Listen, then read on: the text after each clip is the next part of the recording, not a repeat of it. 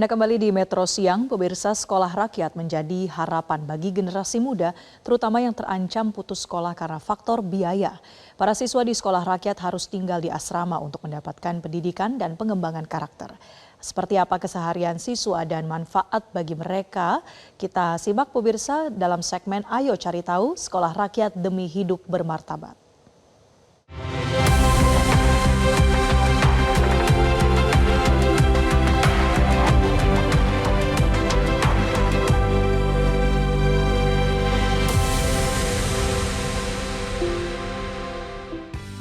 Sekolah Rakyat yang diresmikan langsung oleh Presiden Prabowo Subianto menjadi sebuah titik terang bagi generasi muda, terutama mereka yang terpaksa hampir putus sekolah, khususnya karena biaya. Tapi bukan hanya sekedar sekolah gratis, karena siswa di sekolah rakyat ini mereka tinggal di asrama, di mana mereka akan mendapatkan pendidikan dan juga pengembangan karakter serta kebutuhan hidup selama 24 jam. Lalu pemirsa, kira-kira seperti apa ya keseharian mereka terutama dalam kegiatan belajar mengajar? Nah, ayo cari tahu.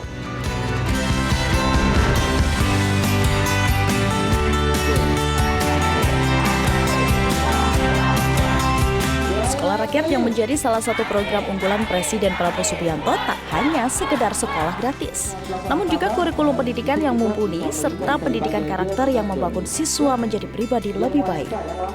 Kami mendatangi Sekolah Rakyat Menengah Atas 13 Bekasi, Jawa Barat yang sedang melakukan pembelajaran di luar ruangan. Tak hanya mengedepankan akademik, namun Sekolah Rakyat juga menjunjung kepribadian dan keterampilan individu siswa-siswanya. Alma, salah satu siswa, menceritakan kisahnya pada kami. Ia yang sebelumnya tak pernah mengenyam bangku pendidikan formal ini nyaris putus sekolah karena kendala biaya. Alma bahkan sempat merasa cukup kesulitan untuk bersaing dengan teman-temannya. Meskipun akhirnya prestasi yang berhasil ia raih cukup membanggakan. Awalnya memang aku tidak mau, karena aku mau melanjutkan hafalanku, karena memang qadarullah Umi tidak lagi punya biaya gitu. Dan aku juga harus paham bagaimana kondisi kedua orang tuaku. Umiku terlalu banyak berkorban kalau misalnya aku memaksakan untuk aku terus belajar di sekolah tahfiz itu, karena memang qadarullah biayanya luar biasa gitu. Sulit bersaing karena memang aku belum pernah pas SMP. Jadi materi-materi yang sebelum-sebelumnya itu aku tidak pernah mempelajari gitu. Ya seperti matematika, itu aku sangat kesulitan di matematika karena memang aku tidak mempelajari itu dari SMP. Sedangkan matematika itu kan bercabang ya.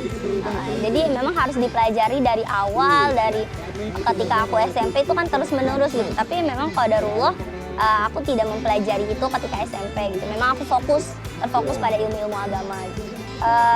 Alhamdulillah, meski tidak terlalu nggak tinggi, tapi cukup baik dan cukup membuat aku bersyukur ya. Jadi aku banyak bersyukur sih bisa bersekolah di sekolah rakyat. Alma juga menyebut dengan banyaknya aktivitas di sekolah rakyat membuatnya cepat beradaptasi dan lebih bersyukur. Apalagi ia dituntut mandiri karena tinggal di asrama dan jauh dari keluarga. Seru iya, capek juga iya, tapi memang ternyata itu yang menjadi bagian termanisnya gitu. Kita harus bisa berdikari. Umi selalu pesan kita harus bisa berdikari, berdiri di kaki sendiri gitu. Jadi ketika aku punya jalanku sendiri, aku punya prosesku sendiri, aku tidak kaget ketika Umi dan Abiku tidak ada gitu. Di sini juga mengajarkanku sangat produktif ya. Jadi ada jadwal-jadwalnya, dan itu kita karena have fun kegiatan di sini tuh benar-benar Masya Allah banget ya, seru. Tapi tak hanya para siswa yang harus beradaptasi dengan keseharian baru, jauh dari keluarga, serta dituntut untuk mandiri. Namun guru di sekolah rakyat pun juga mendapatkan tantangan baru yang tidak didapatkan di sekolah formal lainnya. Haikal, guru muda yang mengajar mata pelajaran sejarah ini, menceritakan kalau sebenarnya dari segi karakteristik siswa hampir mirip dengan sekolah umum lainnya. Namun dia menyoroti tantangan yang ia alami, di mana ia dan guru lainnya harus mengawasi siswa selama 24 jam. Rata-rata sama ya, standar ukuran usia sekolah anak SMA itu ya setiap tempat saya menemukan ada yang rajin, ada yang malas, ada yang suka tidur, ada yang sulit untuk menangkap pelajaran. Cuman kalau untuk perbedaan mendidik selama 24 jam di sekolah rakyat ini dengan sekolah negeri yang hanya sampai jam 15 atau jam 16 ya, jam 3 atau jam 4 sore. Itu yang tantangan yang perlu kita hadapi terus, karena anak ini bukan nggak betah di sini, bukan tidak betah, tapi mereka tuh jenuh aja, karena kan mereka di sini nggak boleh pegang HP sama sekali. Jadi yang kebiasaan mereka bermain HP di rumah, kemudian di sini nggak boleh pegang HP sama sekali. Dan kalau kegiatan sekolahnya itu bolong-bolong atau mereka dapat istilahnya waktu gabut gitu ya, jadi mereka cari kesibukan sendiri. Maka dari itu solusinya kami di sini sekolah berusaha sekali untuk membuat anak tersebut menjadi sangat produktif.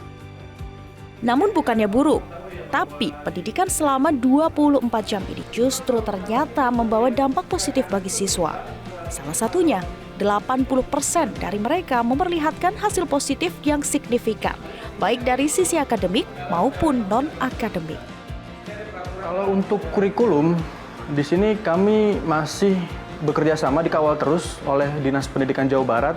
Kita terus dari pembuatan soal, pembuatan kisi-kisi soal, pembuatan rencana pembelajaran. Jadi untuk kurikulum sama dengan sekolah lain untuk kegiatan belajar mengajar.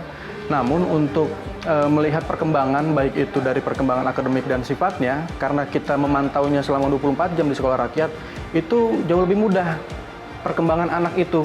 Dan itu kami melihat banyak sekali, sekitar hampir 80% anak yang dulunya sulit sekali untuk menerima pelajaran, sekarang sudah berubah menjadi lebih baik lagi, dilihat dari nilai akademis dan nilai sifatnya.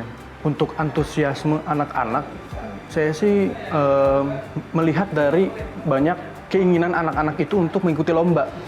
Jadi mereka itu tidak hanya lomba-lomba di bidang non akademis seperti pencaksilat, seperti taekwondo, itu kami sudah ada prestasinya, juara-juaranya yang emas tingkat kota, tetapi juga ada lomba-lomba yang olimpiade tingkat nasional seperti olimpiade matematika, olimpiade bahasa Inggris.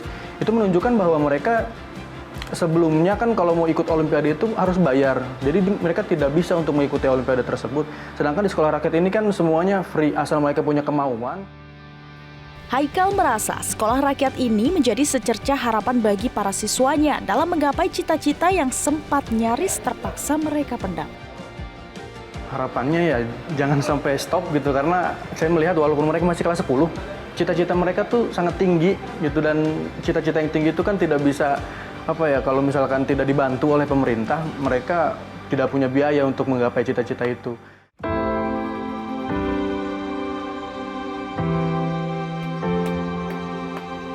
Usai berbincang dengan Alma dan Haikal, kami juga sempat berbincang dengan Carmila dan Tanuri, orang tua salah satu siswa yang bersekolah di Sekolah Rakyat Menengah Atas 13 Bekasi.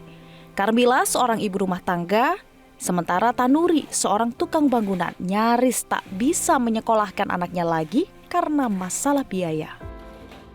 Dari teman, info dari teman lagi main, ditanya mau lanjut di mana, saya bilang nggak tahu, dikarenakan uangnya belum kelihatan.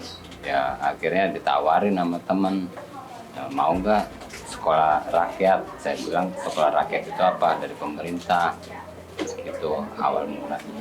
Akhirnya saya pulang nanya sama anak, si Tami bilang mau Pak, ya, mungkin saya bisa lanjut. Tapi dibilang juga Pak Jejan, kata nggak lolos, jangan kecewa ya. Ya saya jawab ya kecewa yang enggak, cuman risikonya gue nggak sekolah.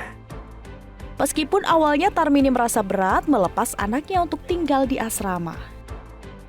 Tapi kalau emang sih pertama awalnya berat gitu, tapi buat pendidikan anak ya udah diinin aja, biar dia bisa ngelanjutin sekolah. Bisa itu kayak mandiri juga sih, ya kan. Artinya nggak ngumpul sama orang tua, gaul di luar sana, ada yang didik di sana. Pokoknya seneng deh kalau saya mah, kalau ibunya mah malah sedih, sepi katanya. Iya Bu. Misalnya biasanya kan kalau maghrib nggak sholat, alhamdulillah sholat terus rapi, sekarang bisa pakai sarung, dulu mah enggak. Carmila dan Tanuri ingin anak-anaknya bisa bersekolah tinggi agar tidak seperti mereka yang tidak bersekolah tinggi dan bisa meningkatkan martabat keluarga. Kalau saya sih kayak sampai kuliah, si Tami ini harapan saya. Kenapa Pak? Dikarenakan kan orang tuanya kan nggak sekolah gitu. Pengen anaknya kalau dia semangat lebih tinggi lagi maunya. Kan tahu sendiri anak kalau diajarin sama orang tua suka ngebangkang. Tapi kalau di SR saya yakin bakal nurut sama orang lain. Ya, contohnya AA-nya aja udah kelihatan berubahnya. Sekolah rakyat menjadi secercah harapan bagi mereka yang nyaris putus asanya. Ribuan anak yang hampir putus sekolah akhirnya bisa kembali merasakan nikmatnya bangku pendidikan. Tapi tak hanya sekedar sekolah gratis, sekolah rakyat juga bisa meningkatkan martabat bangsa.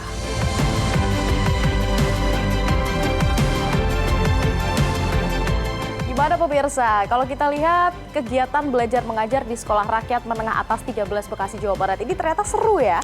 Tapi bukan cuma sekedar seru, tapi sekolah rakyat ini juga jadi harapan bagi mereka, generasi muda, demi hidup yang bermartabat.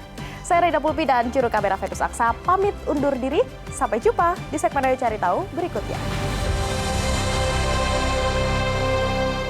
Jelajahi cara baru mendapatkan informasi. Download Metro TV Extend sekarang.